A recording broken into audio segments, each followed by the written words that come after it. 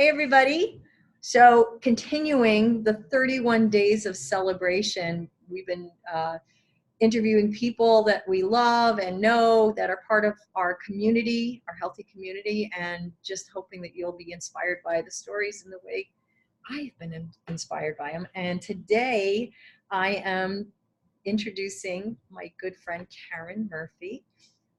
We've been friends since the kids were little, right? I mean, Yeah, back in the long neighborhood. time. That's a long time now. It's Yeah. 27 is Kira, right? Oh my gosh, that's right. And they were, because it was gymnastics, right? The Yeah. kids did gymnastics together, and we live here in the same town, and just have had a lot of fun. And there's a dog, um, and uh, and we reconnected just a couple years ago in a yoga class, actually, and So random. so random. You actually stepped over me in that class. I was lying down in shavasana, and we just connected and caught up, and it ended up being that Karen was super interested in what we did and wanted to get a little more health in her life.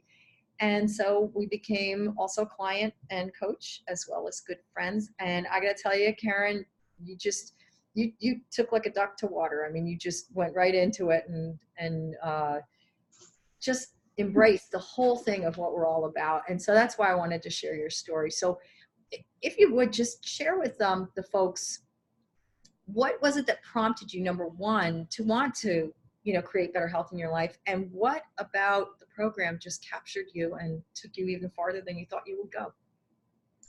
Yeah. So when I first saw you a couple of years ago at that yoga class, I just lost my job. So that was kind of, that was a big deal for me. And then what was happening was that I lost weight then. So I wasn't too concerned about my weight because I was so stressed. But then once I was home for a while and I started getting comfortable being unemployed, I started gaining again. And that's been, Comfortable.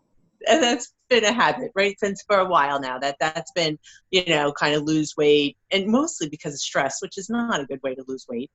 And then kind of, I feel good. I'm eating, I'm just, having dessert, whatever. And that's, let me go down that path. And then, really saying this is getting ridiculous. I can't be playing around with these 15 pounds. And it's not just weight. It was reflux, ulcers, other things, body pains, different things that were happening. So, just realizing that you got to stop. That's the end of it. You can't keep on. I was fortunate to be thin most of my life and I didn't have to worry about that. But then you realize you develop so many bad habits along the way because you didn't have to necessarily worry about weight, but that doesn't mean that your health is good at all. Just thin does not mean good weight, good health. So then really, it was really the group, this community that hooked me in. Those 15 commitments, I would say, is the first conceptual idea that really grabbed me. And that really comes from that training background and people getting coached and thinking about how that all works. And it just, and again, it still is to me.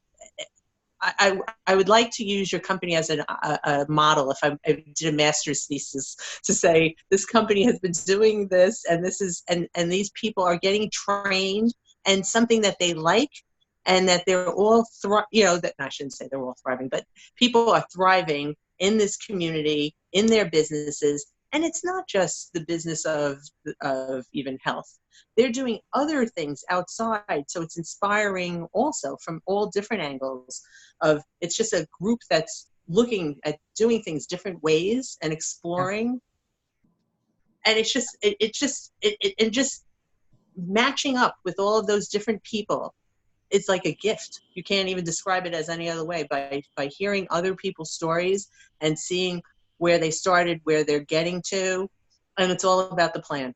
And it's all about these healthy habits that we talk about and habits in general. How do you get from one thing to another is you start putting in a plan in place and doing the next thing that gets you to that point.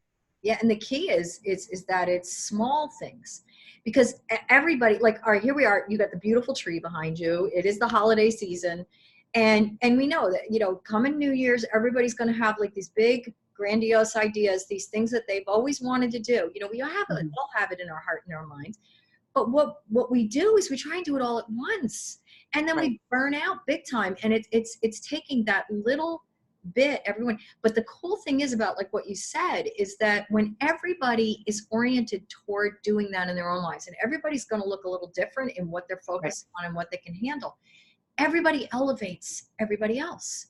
It's like, that whole rising tide lifts all ships idea. Yes. Um, Yes.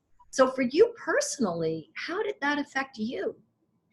So the weight came off, so that was easy. And again, that was just really easy. So that as far as it just gives you a plan, and then you could live with that plan. And for me, that plan is a good plan: 6 meals a day, little amounts per day. That's kind of the way I like to eat anyway. It was really more about what am I eating during that period of time instead of candy bars for every 6. Right. It's a quick fix, So, isn't it? Yeah. So, really kind of honing in on that part is nice, and that just becomes an easy habit to have, really. Just, really healthy food is available for you wherever you go, so that's really nice. The healthy mind piece is just doesn't stop. Like that is just, again, pieces of religion, this happiness lab. That's the other thing. People talk about in this community, other things that they're exposed to. So different podcasts that you might be listening to, Right. books that people are reading. And all of those things give you other ideas that you're branching constantly. So it's just Very organic, isn't it? It's Yeah. like, it's growth. right. It's right. not like, okay, everybody has to fit into a little cookie cutter. Not at all. Not at all. It's just these ideas that spark you. And in these short videos, I have an attention span of a flea, so I could pay attention for 3 minutes. And it's like, oh wait, what was I doing? Scroll. Yeah. So that's another part, though. But it's so nice to be able to get kind of wisdom in 3 minutes. Like you get these little pieces of things that kind of keep you going. And again, I tie it all into all different things. So religion is definitely tied in there. So it's about, well, maybe that's my own personal journey. So maybe that's part of it for me. Mm-hmm. So that was one of the things like I wanted to pay more attention to. So it's like, okay, what do I want to do now? How do I want to incorporate that into my life? And it's because of things like hearing all these people in the community and how they're approaching their lives. So It might be, again, different topics of what's motivating you, but the same way of how do you start incorporating this and how do you make it the way that you want it to be?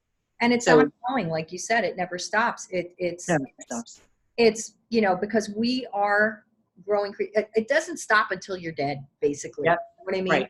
Right. We change, we grow, we expand, and are we going to resist that and be in pain, or are we going to embrace it and rejoice in it and just have a whole lot of fun along the way? So what are you looking forward to next for you? So I think it's just the continuous improvement in life. So actually, even that idea about we don't stop until we're dead, I was getting the feeling, well, again, because of this whole job stuff, it's like you reach 50 and people are done with you and you're supposed to be done and you're supposed to be wanting to retire. I'm like, I'm not done. I want to keep doing stuff.